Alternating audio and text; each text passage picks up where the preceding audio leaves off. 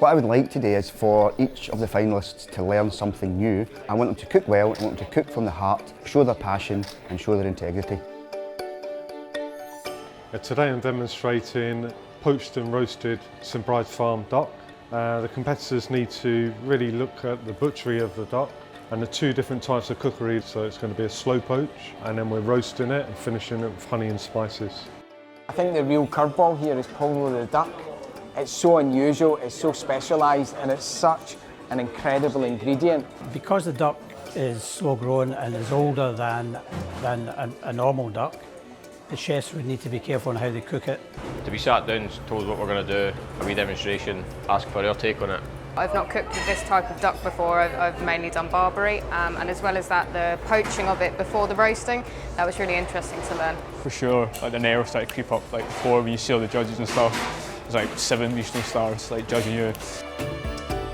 Biggest advice for competitions is you need to actually think about the plate of food. Think about the experience of the judge, and those simple things like getting that seasoning right.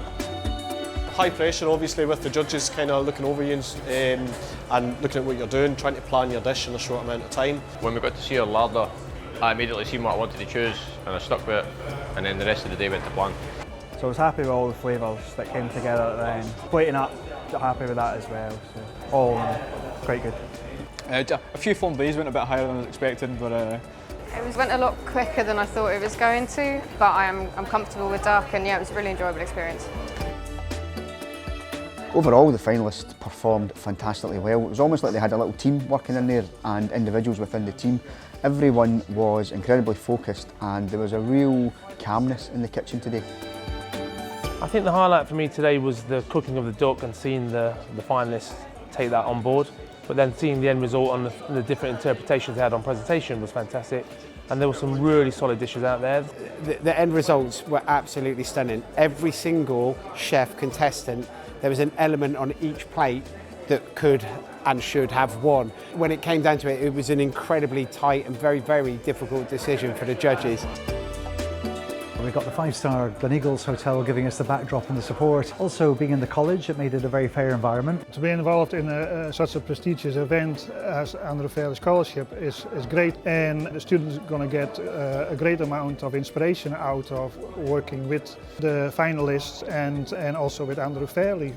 We've had some of the food items being supplied, some of the in-stocker provide the hard kit, and even the uniforms were provided by Your-Tex. And ultimately the Scottish Government, they were very generous with their support again this year. We have 2 Andrew Fairlie scholars this year.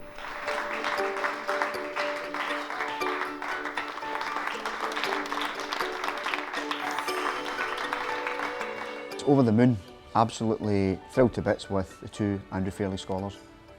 It's not quite sunk in yet. It's mind-blowing, it's such a great opportunity. I've spent a lot of years in the kitchen and I'm just happy that I'm going in the right direction. I hope this really challenges them to push themselves for the future and become leaders of the industry. Showcase of produce and a showcase of great chefs. Today's been like a celebration of both of those things. Everyone that's been part of it, I think they've got something from it, and ultimately I'd say that hospitality has been a winner.